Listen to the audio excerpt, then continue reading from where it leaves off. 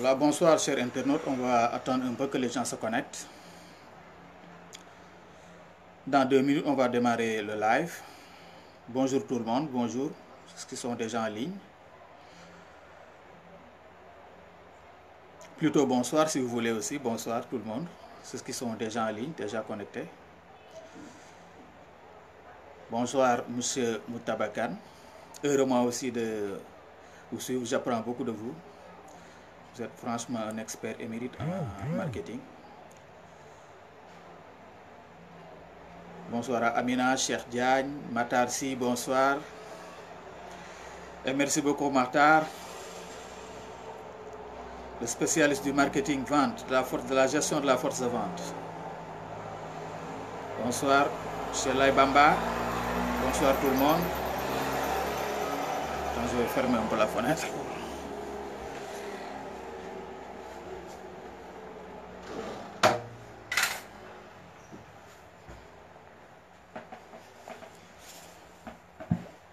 Excusez-moi du dérangement. Bon, on va commencer le live. Bonsoir tout le monde, bonsoir chers internautes de Marketing TV. C'est avec un réel plaisir que je me retrouve ce soir dans la toile, devant vous aussi, je peux dire ça, pour mon deuxième live sur le marketing achat. Lors du premier live, on a échangé sur le thème du management des alliances et des partenariats. Je pense que si le son n'est pas bon, vous me notifiez ça en bas. Si le son est bon, vous me dites si le son est bon et puis on va continuer parce qu'il faut que vous entendiez très bien ce qu'on est en train de dire. Aujourd'hui, on va s'entretenir sur le thème du marketing achat. On va partitionner ce live en deux grandes fonctions, deux grandes parties, je dirais. On va voir la fonction achat dans sa globalité. On va voir aussi le marketing achat, comment la fonction achat va agir dans le marché pour atteindre l'objectif que l'entreprise a donné à une fonction actuellement stratégique qui est la fonction achat. Pour camper le décor, on va voir comment le marketing achat ajoute de la valeur dans l'entreprise. Pour cela, on va aller interroger Michael Porter, un professeur d'économie industrielle de Harvard, qui a théorisé l'environnement concurrentiel où baigne l'entreprise. Il a présenté la stratégie concurrentielle de Michael Porter. L'entreprise est entourée de 5 forces, appelées les 5 forces de Porter. Porter, qu'est-ce qu'il nous dit? L'entreprise entretient des relations de marché, des relations industrielles avec les fournisseurs, avec les clients, avec les entreprises qui sont en concurrence avec elles, avec les entreprises qui veulent fabriquer des produits pour se substituer à l'entreprise et les entrants potentiels, parce que les entreprises qui regardent le secteur d'activité et qui voudraient ou bien qui veulent rentrer dans ce secteur, suivant que le secteur soit porteur ou bien de croissance, ou bien que le secteur soit rentable, il est en train de veiller. Et l'autre, c'est l'État qui impose sa réglementation et ses procédures à l'ensemble des acteurs de la lutte concurrentielle. Ce qui va nous intéresser aujourd'hui dans la matrice de Porter, c'est les fournisseurs. Parce que le marketing, les marketiciens, ils voient seulement le côté marketing aval, c'est-à-dire la relation industrielle entre l'entreprise et ses clients. Parce que c'est normal, parce que l'entreprise est en quête de profit. Et puis c'est le client qui donne le cash à l'entreprise. Mais ce n'est pas seulement le client qui est acteur de la vie de l'entreprise. Il y a aussi le fournisseur dont la relation aussi est à étudier parce que c'est porteur de valeur aussi pour l'entreprise qui veut se développer dans ces marchés. C'est pourquoi on va commencer par étudier la fonction achat, qui est une fonction qui a connu beaucoup d'évolutions entre-temps. Parce que la fonction achat a commencé par être une fonction administrative.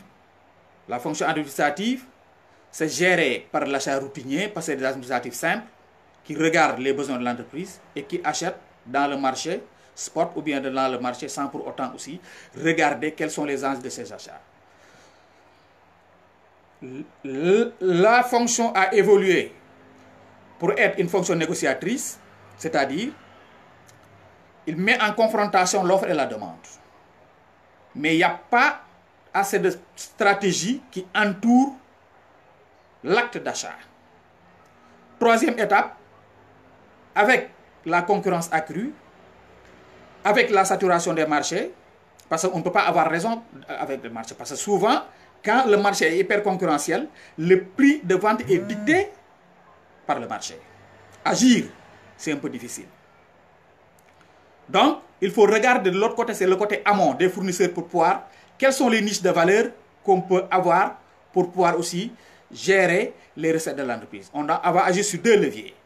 On va faire un marketing aval pour commercialiser nos produits et un marketing amont pour pouvoir bien acheter. Je vais paraphraser un mentor, un professeur émérite, Al Diouf, qui dit que l'entreprise, c'est un ensemble de fonctions qui fonctionnent ensemble. Un ensemble de fonctions qui doivent fonctionner ensemble, nécessairement.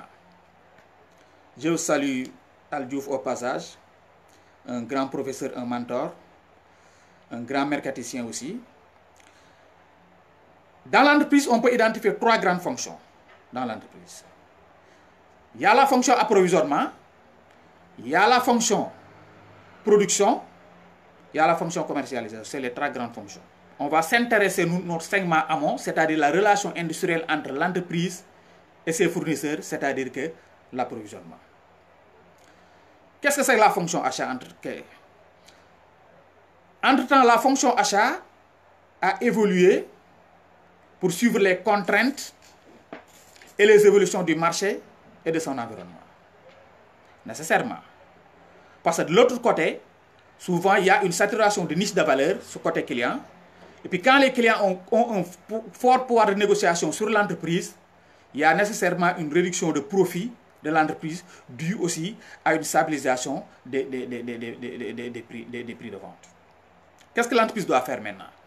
Il doit nécessairement enclencher une stratégie de réduction des coûts, c'est-à-dire essayer de voir le marché amont, sa relation entre le fournisseur, qu'est-ce qu'il peut avoir là-bas pour pouvoir aussi avoir des niches de valeur à exploiter. On va définir l'acte d'achat, c'est quoi? L'acte d'achat, on peut le définir comme l'acquisition d'un produit moyennant une contrepartie financière, mais dans les meilleures conditions aussi du marché. Ça aussi, il faut le noter. L'acquisition d'un produit ou d'un service, moyennant une contrepartie financière, mais dans les meilleures conditions du marché, pour l'achat actuel. Pourquoi achète-t-on? L'entreprise industrielle ou bien toute organisation achète pour consommer. On consomme quoi? On achète pour acheter des investissements, c'est-à-dire des CAPEX. L'entreprise ou l'organisation achète pour fonctionner. Il y a un budget de fonctionnement aussi, nécessairement, il y aura des achats derrière. Ces frais généraux, c'est-à-dire les OPEX, ils achètent des prestations intellectuelles, des prestations de services globales, ils achètent des services de sous-traitance. L'entreprise aussi achète pour intégrer, c'est-à-dire il achète de la matière première pour alimenter ses processus de production ou bien de fabrication. L'entreprise achète aussi pour revendre, parce qu'il y a des entreprises de négoce, bon, ils achètent, stockage, revente en l'état. Qu'est-ce que l'entreprise achète?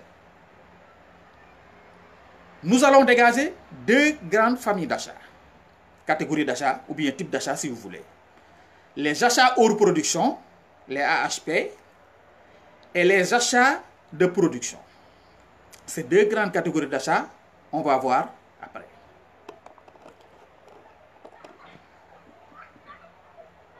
On peut distinguer aussi l'achat public et l'achat privé. L'achat public, c'est régi par les procédures et règles du code de marché. Ça, on ne va pas s'éterniser là-dessus. Le marché public, je veux dire. L'achat public, l'enjeu ici à gérer, c'est aussi la maîtrise des deniers publics et puis la juste dépense. Il y a aussi des enjeux commerciaux à gérer, c'est la continuité de la mission de service public. Il faut gérer aussi la satisfaction des usagers et le maintien du bon fonctionnement des clients internes. L'achat public a un enjeu stratégique, un enjeu de compétitivité et de la capacité à engager les projets budget constant dans un contexte contractuel optimisé. Il y a aussi derrière l'achat qu'on va développer par la suite, c'est l'achat privé. L'achat privé, c'est entre deux entités privées, en tout cas l'acheteur ou bien le client qui achète et le fournisseur sont dans le privé. Ils sont régis par l'accord de volonté et la liberté contractuelle. L'accord de volonté, liberté contractuelle. Ils vont gérer entre eux des enjeux financiers. C'est des enjeux de rentabilité. Réduction des coûts, augmentation des marges. Chaque entité peut réduire ses coûts ou bien avoir des profits qui s'appellent des marges. Il y a un enjeu commercial, c'est-à-dire acheter un produit et un service pour satisfaire ses besoins internes et éviter aussi la rupture des stocks. Il y a un enjeu stratégique extrêmement important, c'est l'enjeu de compétitivité. Parce que l'achat, la fonction achat est devenue une fonction tellement stratégique qu'il garantit ou bien il participe, contribue à la compétitivité de l'entreprise.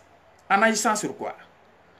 Sur les coûts d'achat, sur les délais et sur la différenciation et l'innovation. Ça contribue aussi à la réduction des risques dans l'entreprise. Parce que l'entreprise, il doit s'approvisionner en intrants, en facteurs de production pour pouvoir produire un bien ou un service destiné à un marché vers des clients. J'avais annoncé tout à l'heure deux types d'achats.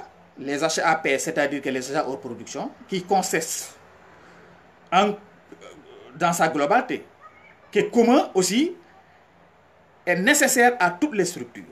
Parce que chaque structure aussi, il y a des dépenses de fonctionnement, composées du matériel, de la communication, location, énergie dans les entreprises.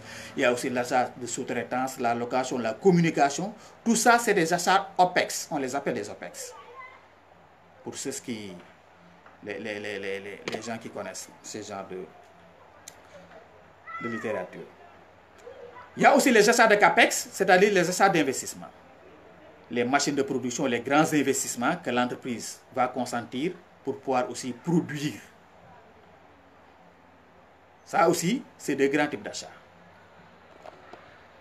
Les statistiques montrent que souvent, il y a les HAP, les achats hors production, sont souvent négligés.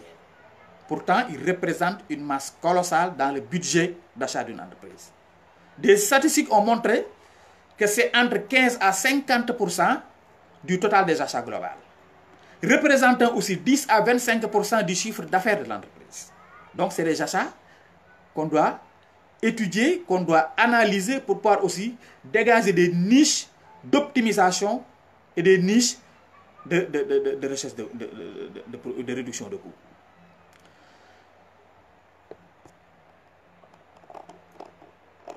Derrière ces achats hors production, à côté, il y a des achats de production. C'est-à-dire que l'achat de facteurs qui entrent directement dans le processus de production ou de fabrication des biens ou des services. Tout le monde sait que ces genres d'achats, c'est des achats qui rentrent dans le processus de production. Dans l'architecture du coût du service ou bien du produit, quand on sort les matières premières et les intrants des facteurs, ça représente un pourcentage colossal de la structure de coût du bien ou bien du service. Dans sa globalité, dans les entreprises industrielles, d'aucuns disent que les achats représentent 68% du chiffre d'affaires de l'entreprise. Donc, pratiquement, quand tu sors les achats du chiffre d'affaires, tu as la marge brute.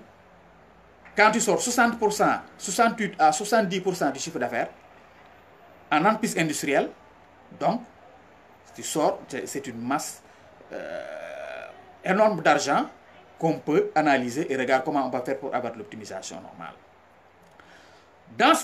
En général, l'achat de production représente une portion de 30 à 70% du chiffre d'affaires de l'entreprise. C'est la fourchette que les statisticiens et les gens qui ont mené des études sur l'achat, ils ont dit. Je pense que c'est around cette fourchette, 30 à 70%. Ça ne doit pas sortir de là. Et puis c'est extrêmement important en termes de budget et de valeur. Donc, l'entreprise, quel doit être son comportement? On est dans un contexte de concurrence où les prix sont dictés par le marché. Donc, l'entreprise a un autre choix, c'est d'optimiser ses achats pour avoir des niches aussi de rentabilité. Il réduit les coûts de revient. Pour réduire les coûts de revient, il faut réduire les coûts d'achat. Nécessairement. Quand on réduit les coûts de revient, on peut gagner en marge brute. Donc l'entreprise a deux leviers. Dans l'exploitation de son unité industrielle, l'entreprise mise sur la productivité. La productivité, c'est des quantités de produits par unité de temps. Mais il y a des frontières aussi de compétitivité ou bien des frontières d'excellence opérationnelle qu'on ne peut pas franchir souvent. Mais l'entreprise a un autre levier, c'est le levier des achats. Pour pouvoir dégager des niches de profit pour générer de la marge confortable.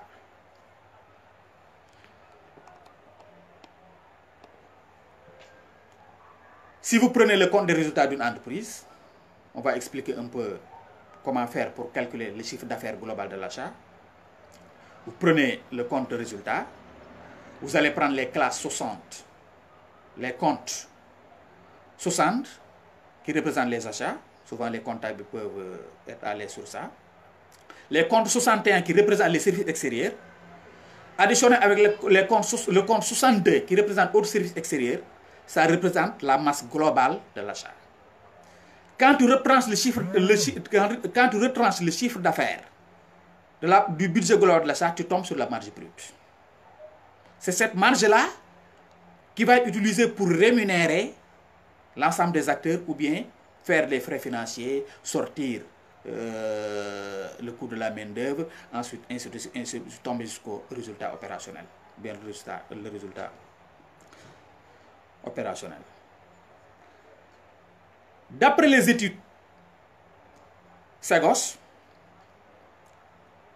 dit que gagner 1%, écoutez bien les acheteurs, parce que c'est une fonction extrêmement importante, on est en train de dire ici. Ce qu'on est en train de dire. Parce que jouer sur le chiffre d'affaires, ça demande aussi d'autres moyens supplémentaires de production. Ça demande aussi d'autres main-d'œuvre. Ça demande aussi un besoin en fonds de roulement supplémentaire. Ça demande aussi l'acquisition d'outils de production. Mais il y a le manager ou bien le chef d'entreprise peut agir sur les achats. 1% de gagner sur les achats équivaut en termes de marge à 10% de chiffre d'affaires en plus. Retenez bien ça. Quand tu arrives à économiser 1% des achats, des 70% ou bien des 30 à 70% du chiffre d'affaires, ça équivaut à faire 10% de chiffre d'affaires supplémentaire. C'est les études Segos qui montrent c'est ça. Et puis ça, c'est extrêmement important.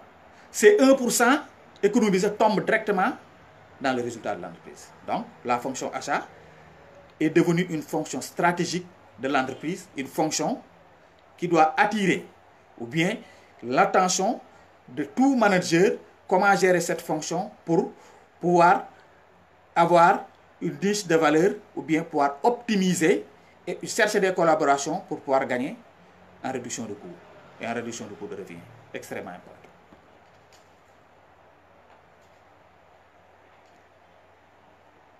Gagner 10% de chiffre d'affaires, ça la renvoie à quoi?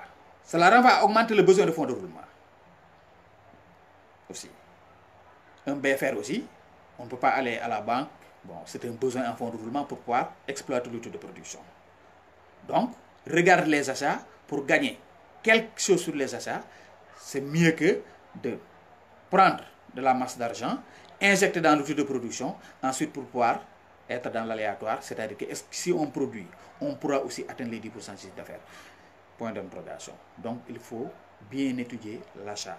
L'achat est devenu, les fonctions achat est devenu une fonction stratégique de l'entreprise. Ça, il faut le savoir. Chers responsables d'achat, chers supply chain managers, chers managers, étudiants et étudiantes. Quand vous gérez une entreprise, il faut être très bien regardant sur la fonction achat. Il y a une niche énorme d'optimisation de coûts et de création de rentabilité.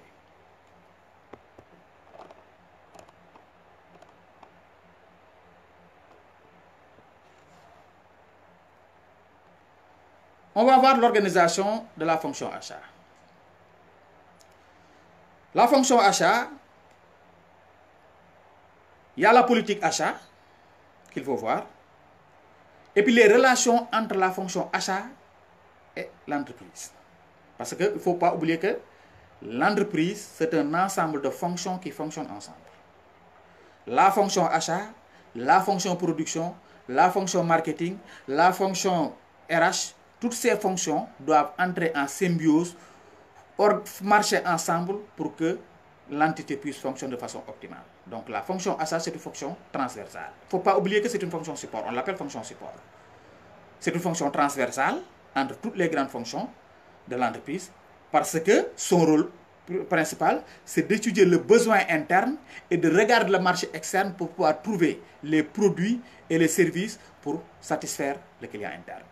Donc, on aura une politique achat. Une politique achat, ça renvoie à quoi? C'est une déclinaison, l'application de la stratégie globale de l'entreprise au niveau des achats. C'est ça la politique achat.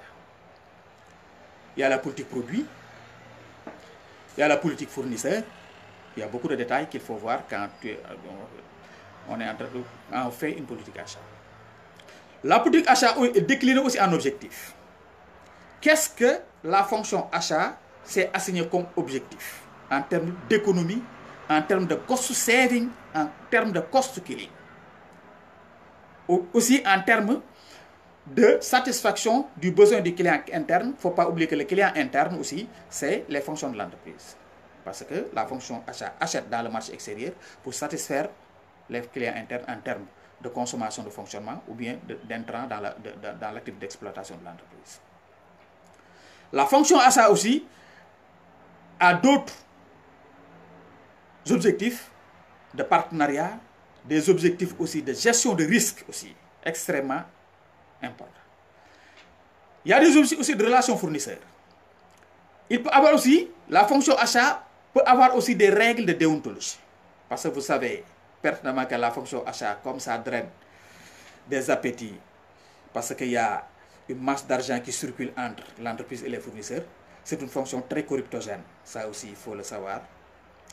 Donc, il y a l'éthique achat qu'il faut avoir aussi pour pouvoir travailler dans l'intérêt général et global de l'entreprise. Il y a aussi des objectifs de communication en interne et des objectifs de communication en externe. Quelle est la mission de la fonction achat? La fonction achat, sa mission première, c'est d'acquérir des produits, des biens, des services au moindre coût, dans une qualité suffisante, dans un délai optimal pour satisfaire la demande interne. Il faut qu'il y ait les conditions optimales de coût, des conditions optimales de qualité, des conditions optimales de délai et la satisfaction du demandeur interne. La fonction achat a aussi pour mission de mener des négociations et de signer des contrats avec les partenaires. La fonction achat a pour mission aussi la sécurisation des relations amont de l'entreprise, c'est-à-dire l'entreprise, ses fournisseurs et ses partenaires. Enfin, la fonction achat a une mission ultime de contribuer au résultat global de l'entreprise. Donc, c'est une fonction très importante dans le fonctionnement de l'entreprise. Parce qu'une entreprise sans input, c'est une entreprise sans output.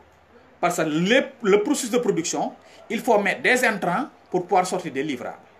la fonction qui fait entre les intrants et les facteurs, qui achète les facteurs pour sortir des livrables qui s'appellent objectif ou bien produit, ou bien rentabilité ou bien gain, cette fonction qui alimente le pipe, c'est la fonction achat. Donc, c'est une fonction utile et importante. Il y a aussi l'approvisionnement.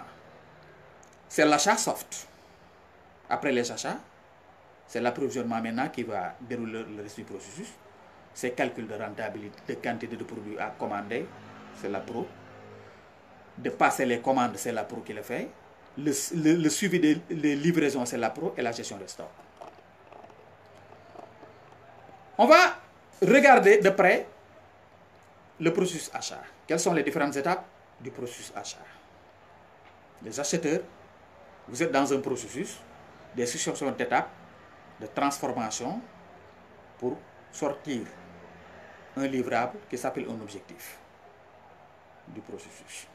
L'objectif, c'est de contribuer à la marge et au résultat de l'entreprise. Qu'est-ce qu'il faut faire? La gestion des portefeuilles, d'abord. Parce qu'il faut gérer le portefeuille fournisseur. Il faut gérer aussi le portefeuille produit acheté. Il faut faire du sourcing et de la prospection dans le marché amont pour pouvoir repérer les bons fournisseurs pour l'entreprise. Il faut aussi connaître les produits et les services dont le client interne, c'est-à-dire l'entreprise, a besoin. Qu'est-ce qu'il faut acheter? Qu'est-ce qu'il faut faire acheter? C'est-à-dire, il y a la dichotomie faire ou faire faire. L'anglais dit mais il faut bailler. Le service achat fait l'appel d'offres et les sourcing. Il gère les cahiers de charges. Le revue des contrats, les critères d'analyse en interne pour pouvoir qualifier le produit ou bien le service à acheter, la gestion aussi des structures de coûts. Et le service achat analyse les offres en termes de meilleures conditions de vente, en termes aussi de spécifications techniques de qualité, en termes aussi de coûts d'approche. On peut citer les incoterms ou beaucoup de services achats, parce que pour acheter aussi, il faut penser TCO, c'est-à-dire que Total Cost of Ownership. Coût d'acquisition, coût de possession, coût total. Parce que le prix seulement, un bon acheteur ne réfléchit pas au prix, parce que le prix, c'est la valeur monétaire de la transaction. Mais après le prix aussi, il y a des coûts qui vont se greffer dans le prix pour avoir le coût d'acquisition, le coût de possession. L'acheteur, il réfléchit TCO, Total Cost of Ownership. L'acheteur aussi réfléchit aussi sur la solvabilité du fournisseur. Il ne faut pas l'oublier. On ne peut pas signer avec un fournisseur ou bien prendre un fournisseur qui peut fermer boutique le lendemain ou bien faire un dépôt de bilan. Il faut analyser aussi la solvabilité du fournisseur avant de nouer des contrats, surtout pour les produits stratégiques. Parce que les coûts de transport sont souvent tellement lourds que changer de fournisseur, c'est extrêmement fastidieux et extrêmement risqué pour une entreprise. Donc, avant de signer un contrat, il faut regarder aussi les coûts de transfert. Le service achat aussi, dans le processus, il y a la comparaison des offres. Il y a beaucoup d'outils d'aide à la décision. Les comparaisons absolues, ça on ne va pas détailler ça. Bon. La comparaison relative, il y a les grilles de comparaison que les acheteurs utilisent pour pouvoir cibler ou bien sélectionner des fournisseurs. Le fournisseur signe les contrats, c'est-à-dire la contractualisation. Le fournisseur met en place le contrat. Ensuite, l'évaluation. Il faut, au finish, évaluer les fournisseurs avec les critères internes pour pouvoir, avec tel ou tel fournisseur, continuer. Ou bien, il y a aussi le processus d'approvisionnement. Quand l'achat réfléchit en amont, fait du sourcing, fait les appels d'offres, signe les contrats, fait les comparatifs, il livre une base de données au service appro pour pouvoir faire la commande, suivi. La gestion des bases de données, premier job du processus d'approvisionnement. Il faut sélectionner les produits et les fournisseurs, commander. Il faut aussi assurer l'appro physique, faire venir le produit, assurer time in full, les OTIF, c'est-à-dire que les taux de les supply chain managers connaissent OTIF, ou time in full, c'est-à-dire en anglais, c'est que le produit arrive au bon moment, dans un délai aussi optimal, à la bonne quantité. Gère les commandes et les réceptions et les relances fournisseurs. La gestion contractuelle et les évaluations. Je pense qu'on a beaucoup parlé sur la fonction achat, qui est une fonction essentielle et stratégique pour l'entreprise, qui, après le marketing-vente, nécessairement, il faut un marketing spécifique pour pouvoir gérer la fonction achat. D'où on va essayer de voir le marketing achat. Qu'est-ce que le marketing achat? C'est-à-dire, c'est d'abord une démarche. Une démarche, parce que quand on dit marketing, on dit mouvement. Parce que marketing, c'est ING. Marketing ING. Il faut être actif, il faut agir. C'est une démarche en amont du processus achat. Parce que c'est l'outil opérationnel et stratégique de la fonction achat. En vue de l'acquisition de produits ou prestations sur le marché fournisseur, en fonction des besoins actuels et futurs, ce n'est pas seulement les besoins actuels. Il faut regarder aussi les besoins futurs de l'entreprise. L'entreprise qui veut se développer, diversification. Qu'est-ce que l'entreprise a besoin aujourd'hui? Qu'est-ce que l'entreprise aurait besoin dans le futur pour pouvoir avoir une continuité de service? Donc le marketing, il agit sur les achats actuels et les achats futurs. Et puis, tout ça dans les conditions optimales de rentabilité pour l'entreprise. Je répète, la mise en œuvre très en amont dans le processus achat, en vue de l'acquisition de produits ou prestations sur le marché fournisseur, en fonction des besoins actuels et futurs, aux conditions optimales de rentabilité pour l'entreprise. C'est une démarche qui nécessite nécessairement la connaissance approfondie de l'environnement d'achat. Les fournisseurs, les concurrents, le marché. Et puis, il ne faut pas se limiter à la compréhension du marché seulement. Il faut savoir interagir efficacement pour s'adapter au marché ou modifier les conditions du marché. S'adapter ou bien influencer et modifier les conditions du marché. Donc, comme c'est un processus de mouvement, ANJ, marketing, achat, c'est scindé en 6 étapes. Première étape, préalable à l'activité marketing, il faut segmenter la base de données du portefeuille produit-service. Pour pouvoir classifier le portefeuille achat. Classifier suivant des critères pertinents que l'entreprise va décider. Il y a des critères de fréquence d'achat, il y a des critères qu'on appelle de chiffre d'affaires, des critères de volume d'affaires, des critères de risque à l'achat, c'est-à-dire l'entreprise qui choisit ces critères de classification. Pour que dans sa base, qu'elle va loger dans un ERP ou bien dans des bases données SQL, souvent c'est des bases informatisées, l'entreprise essaie, après segmentation, comme la marketing-vente, il ne faut pas oublier le format SSP, SCP, segmentation, ciblage, positionnement. Il faut d'abord segmenter le portefeuille achat, comme on segmente le marché client, pour savoir sérier et cerner les catégories et familles d'achat. Après, on va classifier avec la loi de Pareto, cette fois-ci, la méthode ABC, la méthode V20, 30, 50, 95, 5. On va sortir dans la courbe du portefeuille d'achat quels sont, en termes de chiffre d'affaires, on raisonne souvent, en termes de classification ABC. On peut raisonner en termes de volume aussi. Mais souvent, le critère d'analyse le plus pertinent, c'est de raisonner en chiffre d'affaires. Quels sont les 20% de mes produits qui représentent 80% de mon portefeuille d'achat, budget d'achat? Sortez les 30% des familles qui représentent 15% du budget d'achat et les 50% du portefeuille d'achat qui représentent 5%. Sérier le portefeuille d'achat aussi en termes de produits normaux et de produits stratégiques. Première étape, classification, segmentation des familles d'achat. Segmentation, classification. Deuxième étape, on passe à l'analyse globale du marché à l'achat. Le marché est composé de l'offre et de la demande. L'offre, c'est les fournisseurs avec qui j'ai des relations partenariat et de relations transactionnelles, qui ont des produits et des services dont mon entreprise a besoin et que je désire acheter, c'est le marché de l'offre. Le marché de la demande, les entreprises qui me ressemblent et qui demandent les mêmes produits, qu'est-ce qu'ils demandent? Quelle est ma puissance à l'achat? Parce qu'il y a beaucoup d'entreprises, quand elles décident d'acheter, les petites entreprises aussi, parce qu'eux, ils achètent à grande échelle. Quelle est ma puissance dans le marché de la demande? Et puis, il faut analyser aussi la structure de marché, qu'on appelle la matrice de concentration. La matrice de concentration, tu regardes les marchés oligopolistiques, les marchés monopolistiques, les marchés concurrentiels, ensuite aussi les monozones, les oligozones. Ça, bon, si vous interrogez, vous aurez oligopole, c'est peu de fournisseurs, beaucoup d'acheteurs. Monopole, c'est un fournisseur, beaucoup d'acheteurs.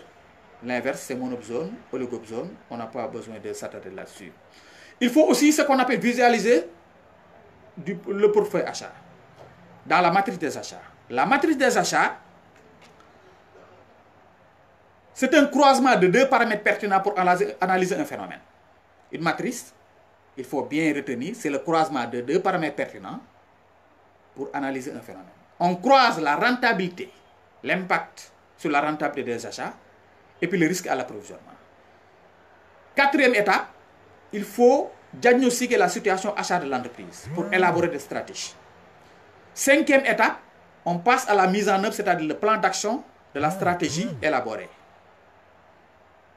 Sixième, on passe à la communication. Les fonctions assignées, on va aller très vite parce qu'il y aura toujours des interventions et des questions au besoin. On va passer aux fonctions assignées aux objectifs de l'achat. Le marketing achat, c'est de comprendre et agir. Marketing, c'est marketing stratégique. Compréhension, réflexion, analyse. Marketing opérationnel, action dans le terrain. Bien. Il faut comprendre en interne et en externe. Agir en interne aussi en externe. Qu'est-ce qu'il faut comprendre en interne? Il faut identifier et analyser les besoins des clients internes. Quelles sont les fonctions dans mon entreprise? Qu'est-ce qu'ils demandent comme produits et services? Il faut comprendre en interne. Comprendre en externe, c'est connaître ce qu'offre l'environnement amont, c'est-à-dire que le marché fournisseur. Il faut essayer aussi d'avoir une position privilégiée pour l'entreprise et puis bien positionner l'entreprise dans le marché achat.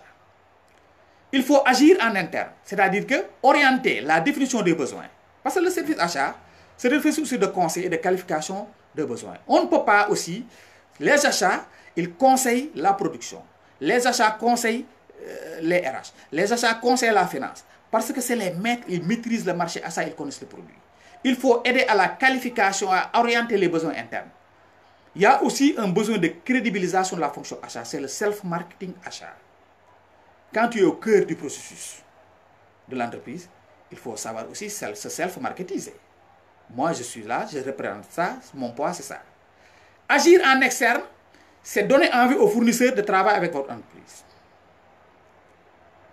C'est aider aussi les fournisseurs à progresser. Parce que la relation d'achat, ce n'est pas une relation à somme nulle. C'est-à-dire que ce que l'un donne, l'autre le perd. Non, c'est un partenariat. Il faut exister et laisser ton fournisseur exister.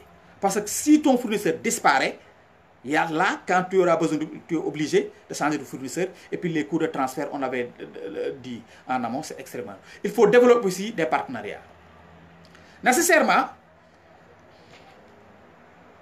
quand on connaît nos objectifs,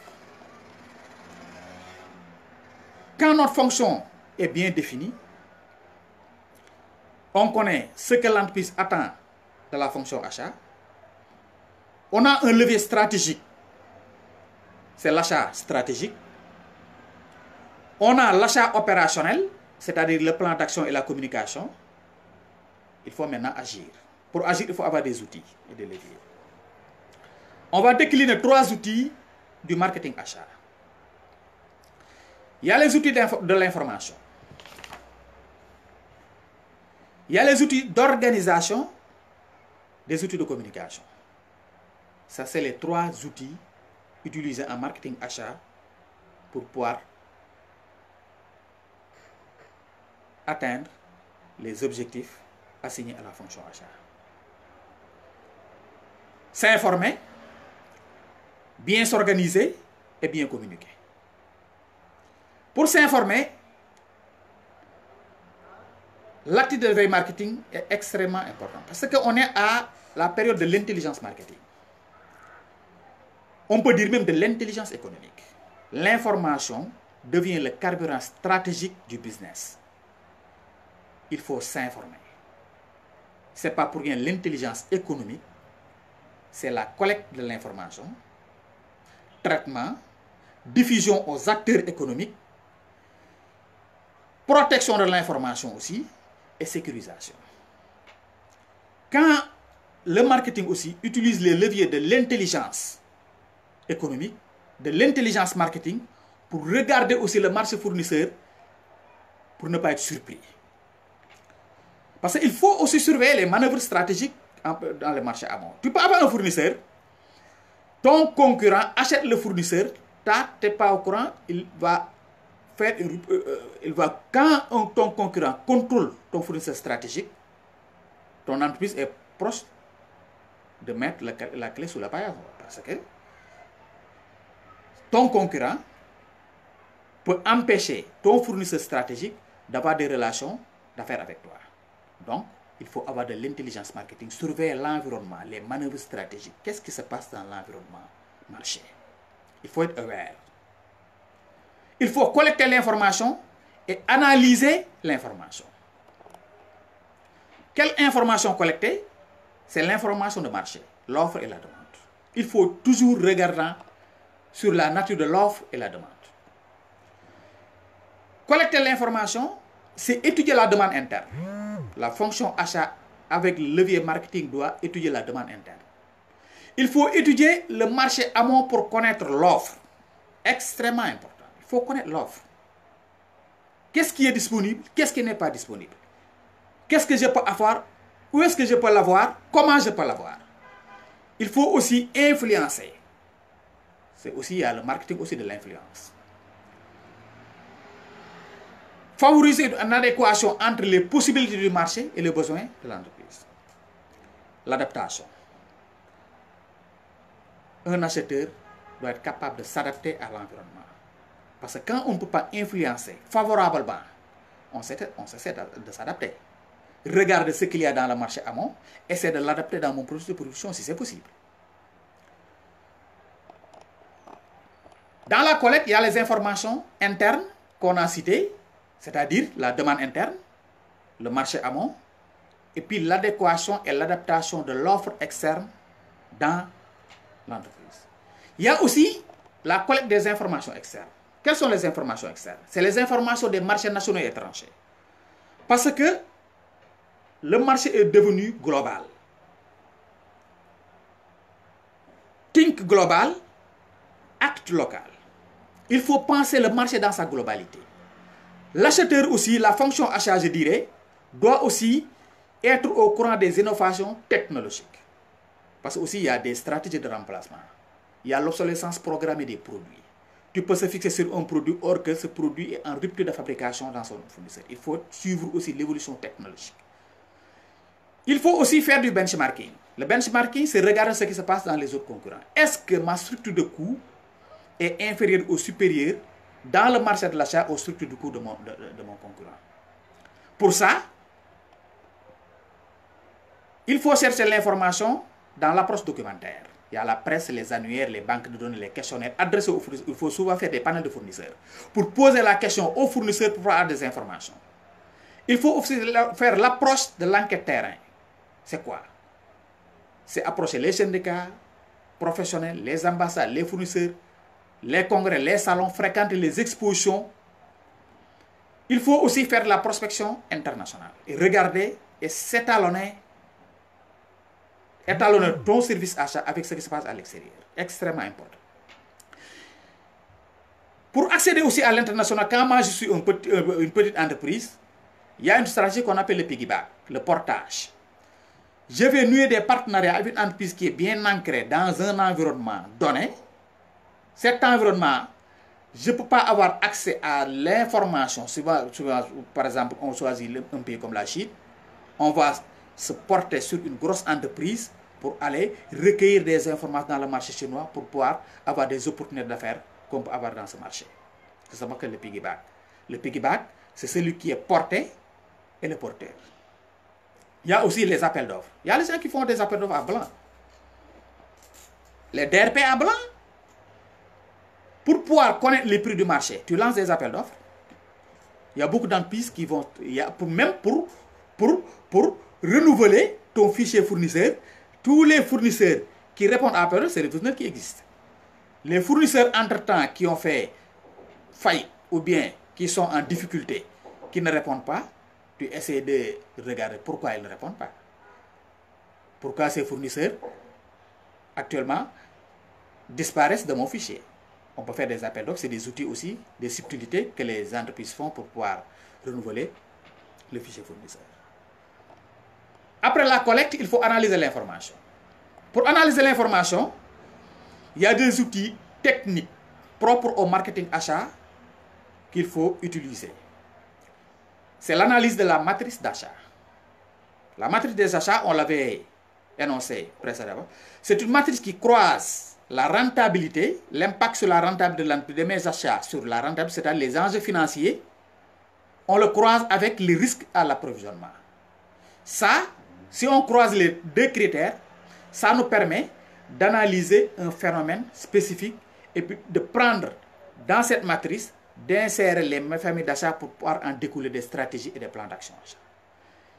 Il faut analyser aussi la matrice des marchés pour comprendre la complicité technique et commerciale des différents marchés fournisseurs. Parce qu'il y a les marchés oligopolistiques, c'est le fournisseur qui a une capacité de négociation forte sur moi. Il y a les marchés monopolistiques conférés par les pouvoirs publics. Un monopole, c'est quelqu'un qui n'a pas de concurrence par rapport au prix, aux conditions de vente. Pratiquement, entre guillemets, celui qui détient une situation de monopole fait ce qu'il veut. Il y a aussi le marché concurrentiel atomisé où l'offre équilibre la demande. Il faut comprendre de quel marché il s'agit pour pouvoir découler la complexité technique et commerciale de mes marchés. La matrice des marchés, on l'appelle aussi la matrice de concentration. Rien qu'en voyant la matrice de concentration, on peut en faire découler des stratégies de marketing achat. Avec un marché oligopolistique, comment je vais me comporter? Parce que moi, je n'ai pas le pouvoir de négociation. C'est le fournisseur qui va m'imposer son prix et ses conditions. Ou bien, si je suis en face d'un marché atomisé, hyper concurrentiel, c'est moi, client, qui impose mes prix et mes conditions de vente. Sinon, je vais passer à un autre fournisseur. Il y a aussi la matrice des approvisionnements. Pour pouvoir avoir les grandes orientations et accès à conduire, pour pouvoir s'approvisionner en produits. Après les outils d'information, on a les outils d'organisation en interne. La fonction achat a des outils pour agir en interne sur le besoin. C'est-à-dire, il a des outils d'aide à la décision pour pouvoir ajuster la demande interne par rapport à la possibilité du marché. Il y a la matrice, ce qu'on appelle la matrice ACDE, qui regarde les attentes en termes de besoins internes, les contraintes à l'achat, les données qui existent et les exigences internes. La matrice ACDE. Si tu croises ces paramètres, ça te permet de qualifier la demande et de cibler aussi ce qu'on appelle l'achat impératif. Parce qu'il y a des achats qui ressemblent un peu, c'est des ordres de priorité d'achat. Avec la matrice ACDE, tu qualifies la demande, en même temps aussi, tu gères l'aspect impératif de l'achat. Ça aussi, c'est extrêmement utile. Il y a aussi les centres d'achat. Parce que dans la structure, dans le processus achat, il faut approcher ce qu'on appelle les utilisateurs techniques qui connaissent le produit, qui ont utilisé pour avoir des données et des informations. Il y a les prescripteurs qui orientent l'utilisateur sur tel ou tel produit. Il y a les conseillers il y a les décideurs et les filtres. Il faut utiliser tous ces centres d'achat-là pour pouvoir qualifier l'achat. C'est avoir ce qu'on appelle action interne sur le besoin. Il faut agir aussi en externe sur le marché amont. Comment agir sur le marché amont? Il y a les meilleurs, en cherchant les meilleures stratégies de réduction de coûts et de maîtrise des contraintes internes. Il faut regarder dans le marché amont quel est l'achat qui me permet d'avoir les meilleurs coûts possibles tout en maîtrisant les contraintes internes. Il faut agir en interne et agir aussi en externe. Dans le marketing achat, on avait, dans les étapes du marketing, on avait énuméré 6 étapes. Il y avait la visualisation. Dommage que je ne peux pas partager mon écran pour vous montrer la matrice achat, la matrice 4 cases. Après segmentation et classification, on va classer les familles d'achat en 4 grandes classes d'achat. Il y a les achats effets de levier.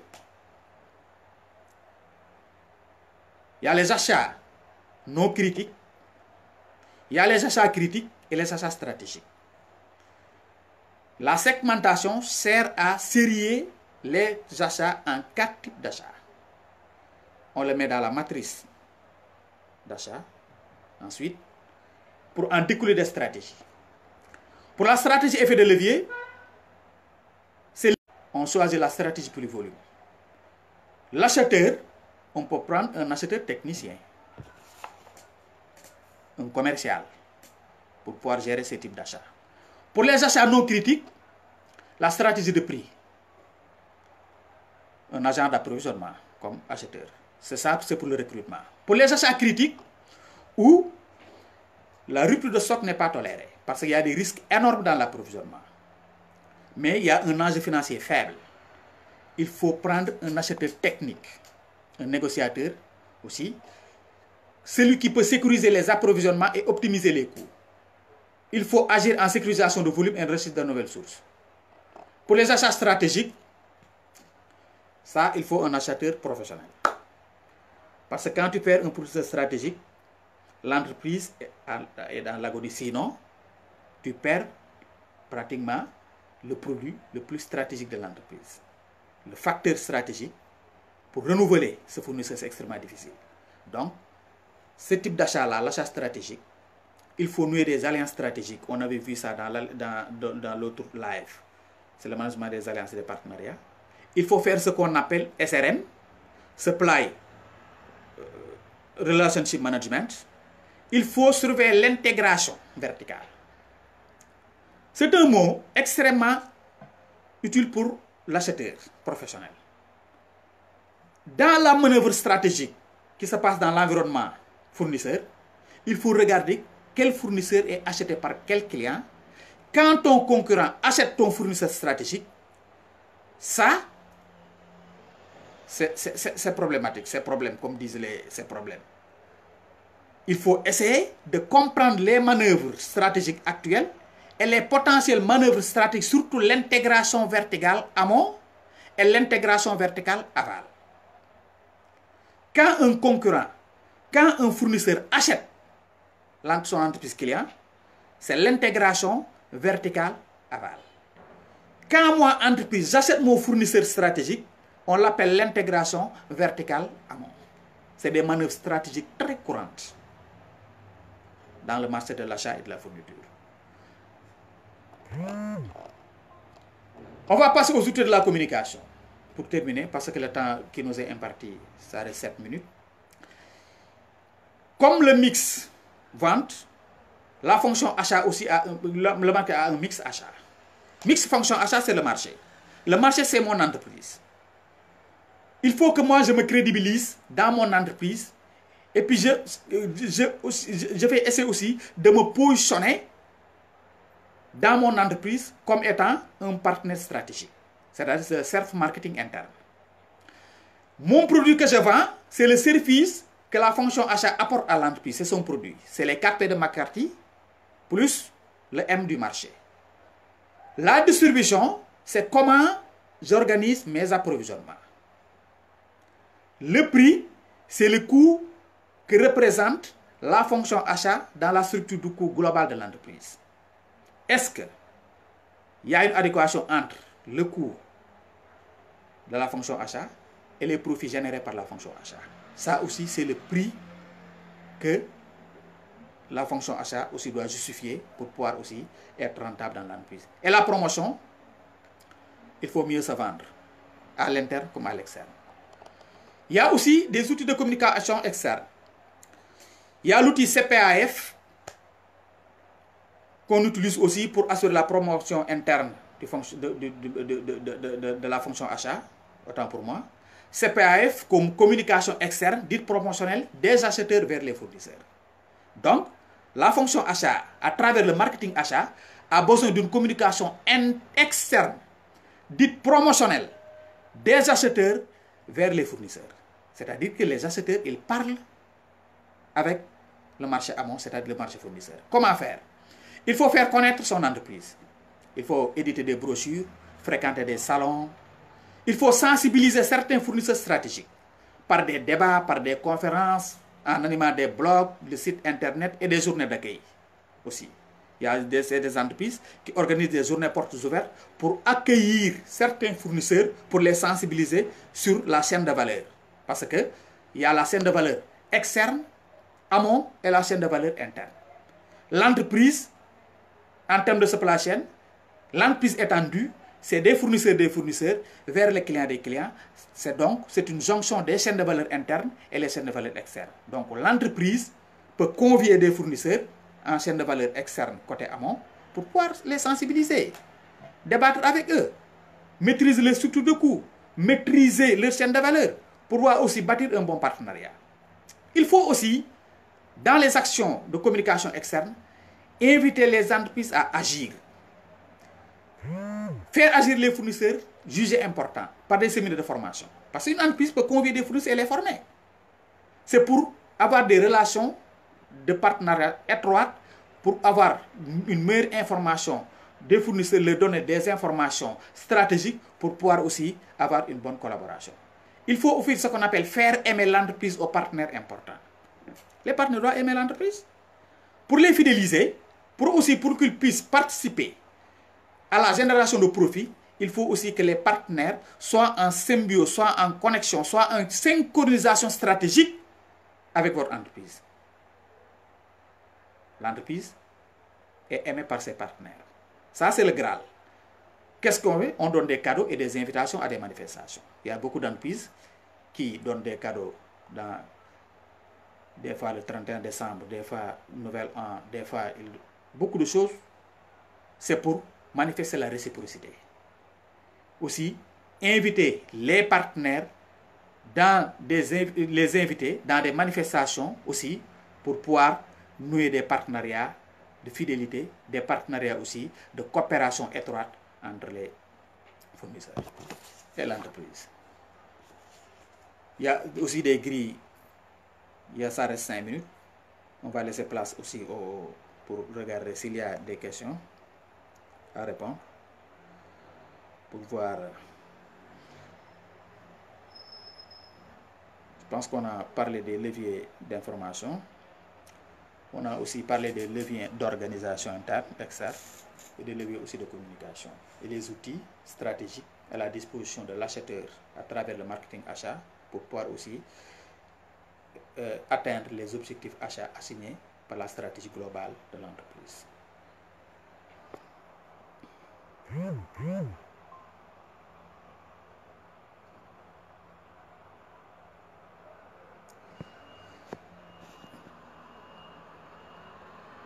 Merci Mohamedou Bachir, merci Mohamed Al-Aminia, merci beaucoup, c'est gentil Al-Amin. Khalifa Diaby, pertinent, merci beaucoup Khalifa. Ah, Makhtar Amassi, mon ami, merci Makhtar.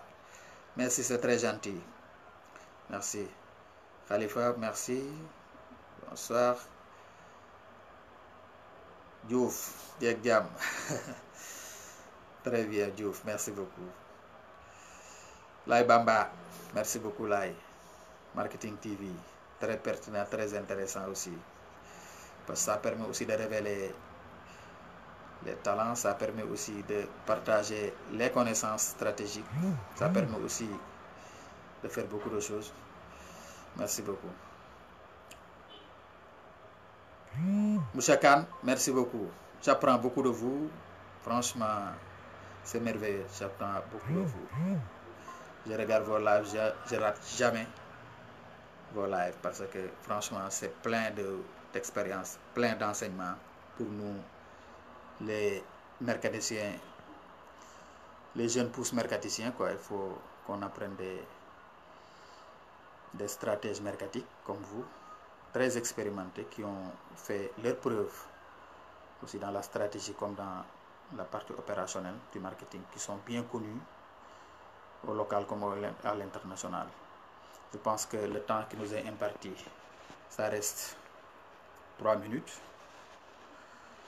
Tout pour dire que la fonction achat, c'est une fonction qui est devenue stratégique dans l'entreprise. Les chefs d'entreprise, les managers, il faut être très regardant, il faut comprendre, savoir utiliser, savoir optimiser les coûts d'achat pour pouvoir supporter les résultats de l'entreprise. Parce qu'il ne faut pas oublier, quand on fait une économie de 1% dans les entreprises industrielles, c'est l'étude Segos qui l'a dit, ça équivaut à 10% de chiffre d'affaires. Même pour la gestion du BFR, le BFR, c'est le besoin en fonds de roulement, c'est, en termes de calcul, le stock plus les crédits clients moins les dettes fournisseurs. Quand l'entreprise arrive à être financée par les fournisseurs, ça augmente, ça diminue aussi le BFR. C'est comme les supermarchés. Les supermarchés, ils ont des crédits favorables de leurs fournisseurs et puis ils vendent au comptant. C'est pourquoi ils ont des BFR négatifs. Ils n'ont pas besoin de faire des découvertes bancaires pour pouvoir alimenter leur exploitation. Donc, quand l'acheteur arrive à négocier de bonnes conditions de vente et de prix avec ses fournisseurs, ça aide l'entreprise aussi à ne pas solliciter toujours la banque pour pouvoir financer son besoin en fonds de roulement. Sur ceci prend fin ce live. On se donne rendez-vous pour la suite et les suivantes. Merci et bonne soirée.